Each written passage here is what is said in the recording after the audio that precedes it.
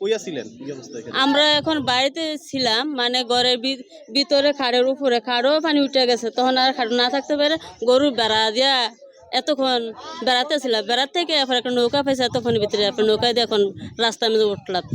আজকে সারাদিন রান্না বান্না না খাওয়া দাওয়া কোনো কিছুই না, কষ্টেতে আমরা আছি। গরু বাছুর নিয়ে, হাঁস মুরগি নিয়ে, সব কিছু নিয়ে। চালের দাম ফুটটা পয়রা গেছে গা, ফ্রিজ পয়রা গেছে গা, খাটতে তুষক পুরে সব ভিজা পয়রা সব কিছু নষ্ট হয়ে গেছে। আমরা বড় কষ্টে আছি। এমনি পানি উঠে গেছে, তো ছিলেন কোথায়, কিভাবে ছিলেন ওখানে? ও এখানে খাড়ের উপরে খাট উড়াইছি, তারপর পানি না, এরপরে আবার মাথার মেঝে ফোয়ারও উঠ থাকছি, মানে ওই যে সিলিং এর ভিতরে ছিলাম পরিবারের সদস্য নিয়ে। বড় কষ্ট হয়েছে ওরা নিয়ে। আছে আরো আছে, অনেকে আরো আছে, ওনারা এভাবে আছে। ওনারও আবার জন্য নৌকা পাইতেছে না, জানি বাড়িতে বাইরে হইবেও নৌকা পাইতেছে না, নৌকা পাইলে বাইরে আসা করবো ঘর থেকে। কবে থেকে আপনারা এখানে আছেন? আজকে 4 দিন যাবত এখানে পানিবদ্ধ আছেন? পানিবদ্ধ আছে, পানিবন্দি আছি।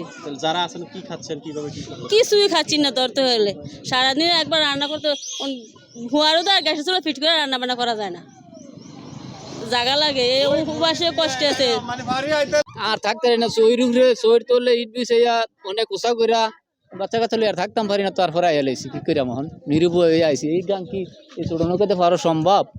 বড় নৌকা নাই, এই ছোট নৌকাতে বাচ্চা কাচ্চা লইয়া পারি হয়েছে আর কি, বুঝছেন? আপনারা কতদিন ছিলেন ওখানে পানির মধ্যে? 2 দিন, আজকে 2 দিন। কালকেও আমরা গরম পানি, আজকেও পানি, আজকে তো আর থাকতাম পারি না। কিভাবে সময় কাটালেন, কি খাইলেন? কিচ্ছু খানার ব্যবস্থা নাই।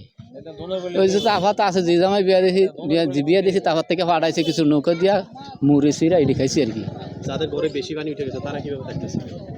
বেশি যারা উঠে গেছে তারা তো চলে আইছে, আমরা যখন বেশি পানি উঠছে আমরা আইয়া গেছি। আর যারা রহনো ভিডিও শরীর খাটের উপরে বইয়ে রয়েছে, অনেক মানুষ রয়েছে, গরু উদ রয়েছে, অনেক গরু পার করতে পারে না, নৌকা হয় না, পার করতে পারে না, এই আর কি।